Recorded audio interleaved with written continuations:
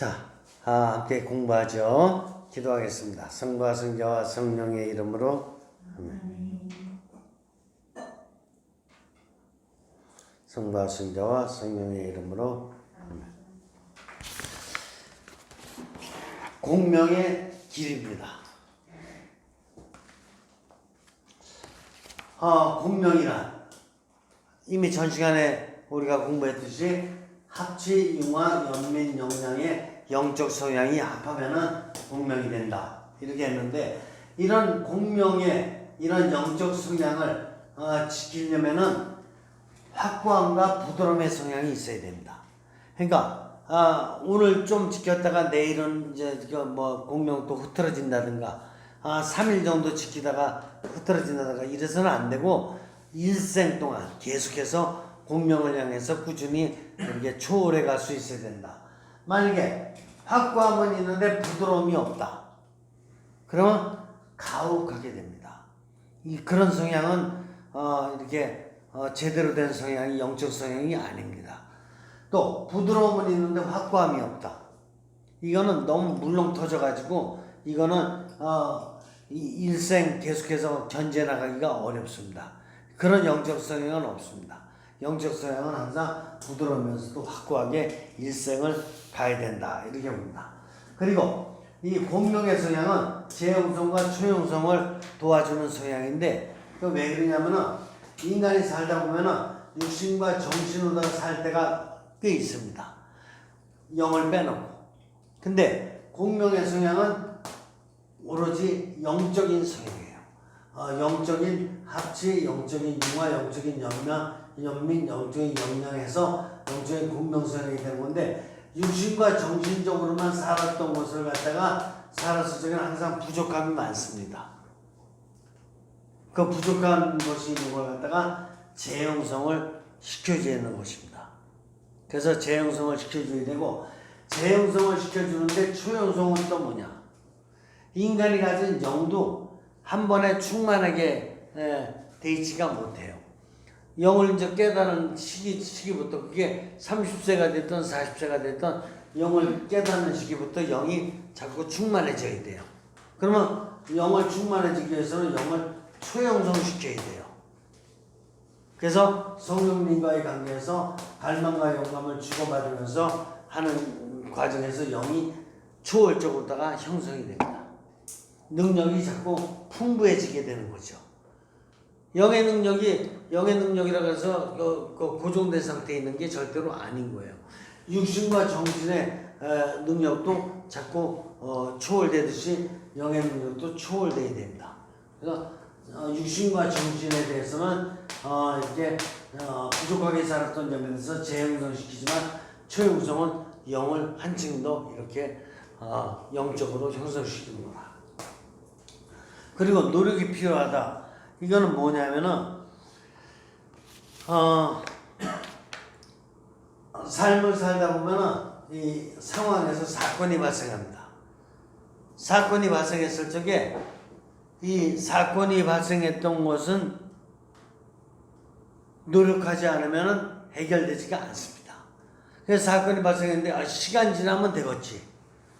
우리 그런 얘기 좀 하는 경향이 좀 있어요. 보면 시간이 약이야. 시간 지나가면 다 해결돼. 그러니까 좀 참고 기다려봐. 이런 식의 잘못된 얘기를 하는 경우 있습니다. 그래서 어떤 경우가 있냐면 공격적인 사람을 만났을 적에 그런 경우가 있을 수 있어요. 나한테 괜히 별 이유도 없이 막 공격해 대고 말이야. 이런 사람 만났을 적에 우리 눈길을 피하려고 하지 않습니까? 저 사람 저기 나타나면 나는 옆골 먹다가 밀 빠지지 않습니까? 또 내가 책망을 받을 때 어떤 직장인들 학교에서도 있을 수 있죠. 너 이거 잘못했어 책망받고 그러면은 순간에 어떤 눈길을 피하기 위해서 피하려는 어떤 난처한 순간을 피하려고 하는 경향이 나타납니다. 또 죄책감이 일어날 적에 내가 무슨 잘못했어요. 죄책감이 일어나면 죄책감을 부인하려고 그래. 그걸 받아들이지 않고 부인하려고 이렇게 또 가혹한 문제로 이렇게 도전받았을 때 그래서 나로서는 이렇게 해나가기 감당하기가 좀 어려운 문제인데 이걸 갖다가 해라고 오늘 뭐 이렇게 야근을 갖다가 갑자기 막 하게 된다든가 예, 이런 경우가 있을 때는 막 핑계 대려고 이리저리 그냥 말꼬리를 갖다 전이시키려고 이런 거를 갖다가 하게 되는 경우가 있어요. 근데 그렇게 돼서 해결되는 게 아니라 어떤 사건이 발생하게 되면 그 사건 안에서 내가 하느님의 뜻이 무엇인가 이걸 갖다가 적극적으로 검토해 보도록 하고 이웃에 대한 연민도 이 사람이 왜 나한테 이렇게 하는 건가 하면서 이 사람을 연민스럽게 바라보는 모습으로다가 그 사람의 관계를 다시 한번 그리고 융화를 해치지 않도록 이러면서 이제 공명을 유지할 수 있도록 이렇게 이제 최대한 이게 단시간에 되는 건 아닙니다. 절대로 단시간에 되는 게 아니지만 그래도 뭔가 이런 기준을 가지고 노력해 나갈 적에 이걸 무조건 피한다든가 아니면 이걸 갖다가 변명한다든가 전이시킨다든가 이런 것보다는 바로 이런 형성과학의 방법론이 훨씬 더 맞을 것이다 이렇게 보는 것입니다. 그래서 공명이라는 건 뭐냐 풍부한 성향인데 이거는 쉽게 공명이 되는 것은 절대로 아닙니다. 상대방과의 어떤 문제가 생겼을 적에 논전이나 회피는 초월할 것을 논쟁이 벌어질 수 있잖아요. 논쟁이 이런 것은 논쟁을 하지 말고 이렇게 초월할 것을 권고하고 계속 진행되고 나타나는 것에 대해서 주의를 기울인다. 아까 제가 말씀드린 바대로 어떤 좀 기분 나쁜 상황이라든가 어떤 그 공격적인 상황이나 이런 거 맞으면은 그냥 아예 안 쳐다보면 되지. 나 저 사람 안 만나면 되지. 뭐 이런 식으로 다 피하는 거 이것이 되는 게 아니라 오히려 주의를 기울여 가지고 어떻게 해결해야 될 것인가 이런 적극적인 문제를 해결하는 쪽으로다가 가야 되는 것을 공명은 이야기하고 있어요. 또 누군가 나를 필요로 할 적에는 나의 계획들을 좀 젖혀놓을 수 있는 그러니까 그게 뭐냐 오늘 갑자기 막 나한테 야근을 요구해 온다든가 아니면 누구 환자 방문을 갖다 요구해 온다든가 이런다 할 적에 나 할 일이 이렇게 있는데 한번 비교를 해봐가지고 무조건 못한다 이러지 말고 한번 검토를 갖다가 해보는 것이 좀 필요하다. 그래서 검토의 문제다. 이렇게 볼 수 있고요. 또 삶이 행동을 요청할 때는 내가 이거 또 했다가 또 먼저 번에 실패한 적이 있는데 이거 또 실패하면 어떻게 하지? 이런 두려움이 있을 수 있는데 그런 두려움을 갖다 눌러두는 게 필요하다. 그래서 좀 적극적으로 실패 얼마든지 있을 수도 있으니까 그런 거에 관계없이 좀 이렇게 실패를 눌러두고 적극적으로다. 또 길을 잃었을 때 이거 어떻게 내가 행동해야 될까? 길을 잃었을 적에는 겸손하게 내가 지나왔던 길을 갖다 한번 상기해보고 또 성찰할 수 있는 이런 것도 공명으로 가는 좋은 길이다. 이렇게 볼 수 있습니다.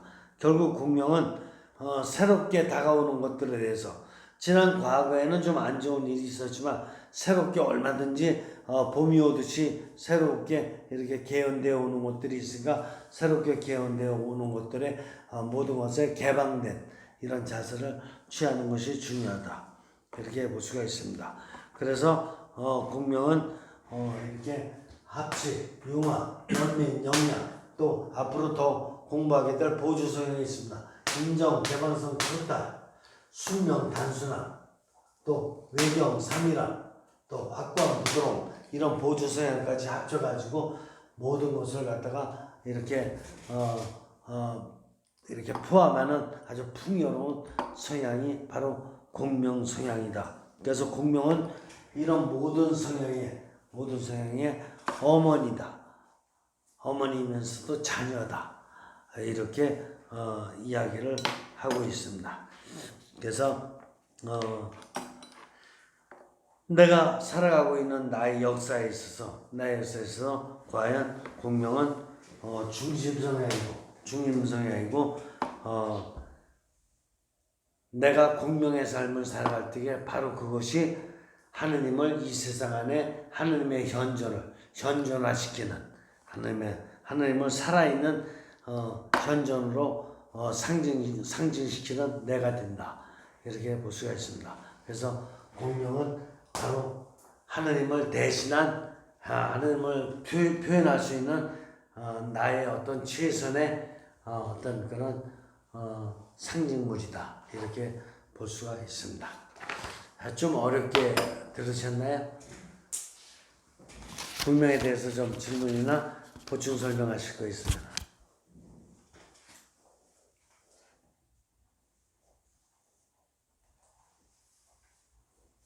그래서 제가 누누이 강조하지만 그 나의 육신의 형태, 정신의 형태, 영의 형태가 바로 형성적으로 가려면은 합체의 꼴이 나와야 되고, 연민의 꼴이 나와야 되고, 융화의 꼴이 나와야 되고, 영양의 꼴이 나와야 되고, 또 인정, 개방성, 초탈의 꼴이 나와야 되고, 순명, 단순함의 꼴이 나와야 되고, 외경, 즉 존경이죠. 삼일함의 꼴이 나와야 되고, 확고한 부드러움의 꼴이 나와서 공명의 꼴이 됐을 적에 형성의 꼴이 나온다.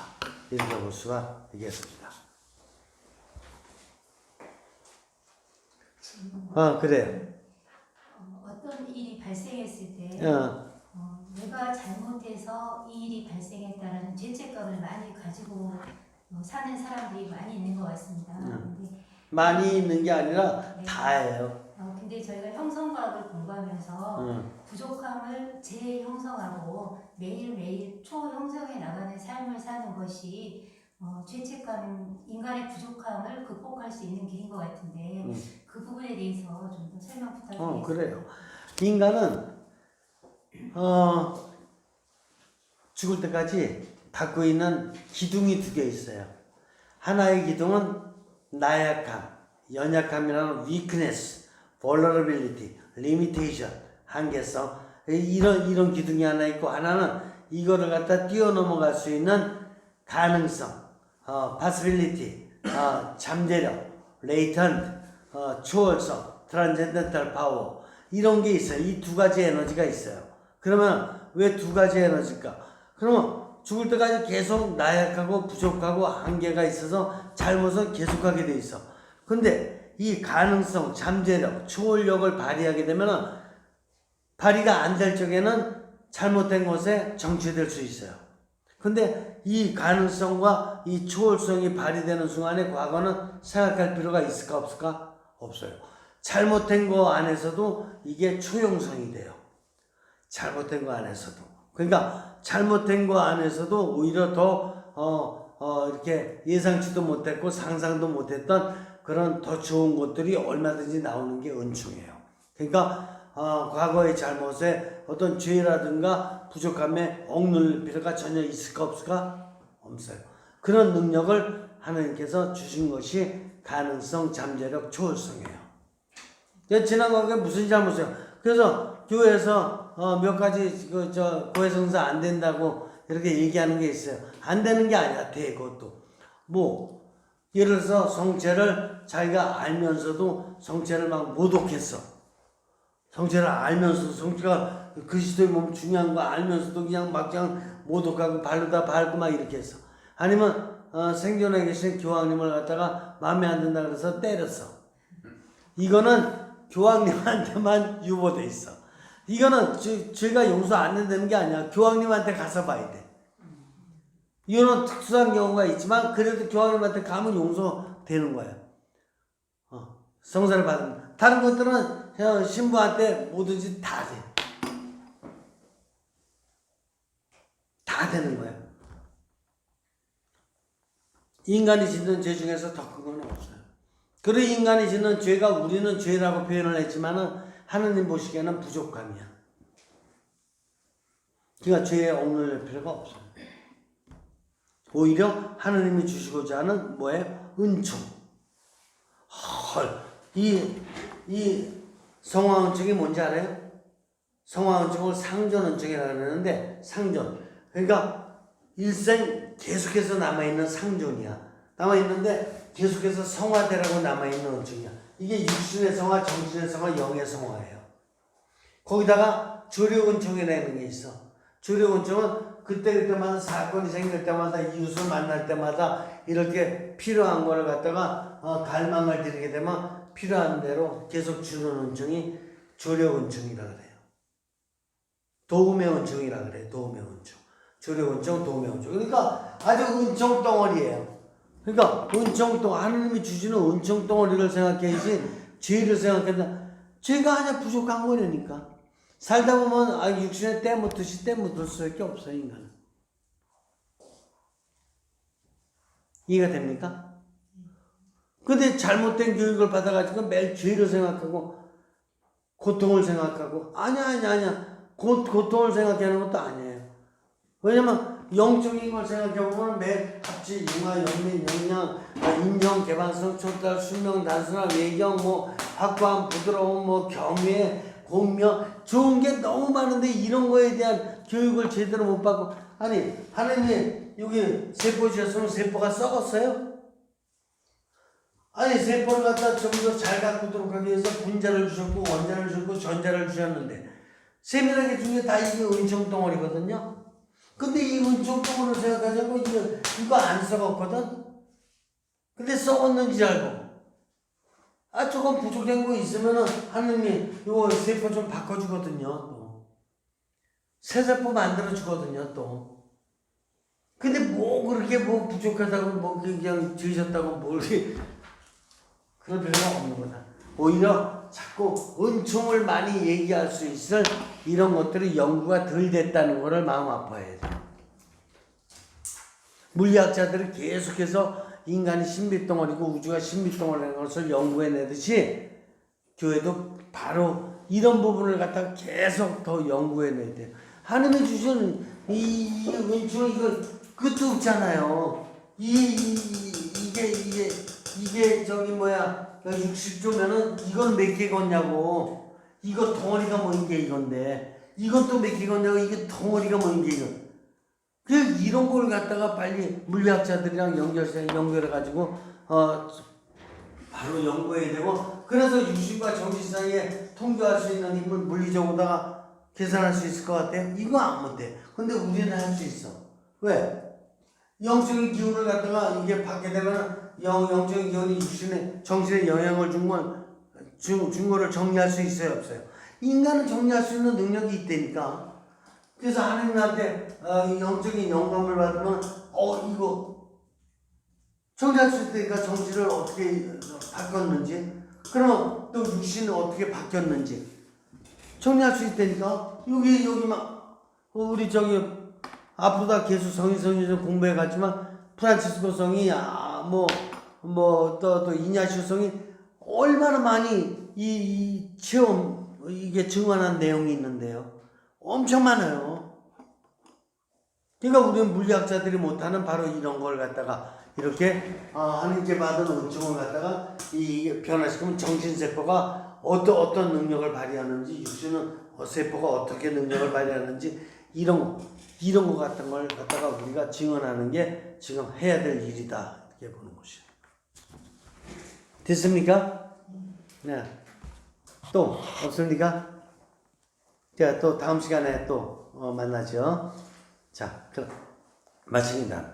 성부와 성자와 성령의 이름으로 아멘.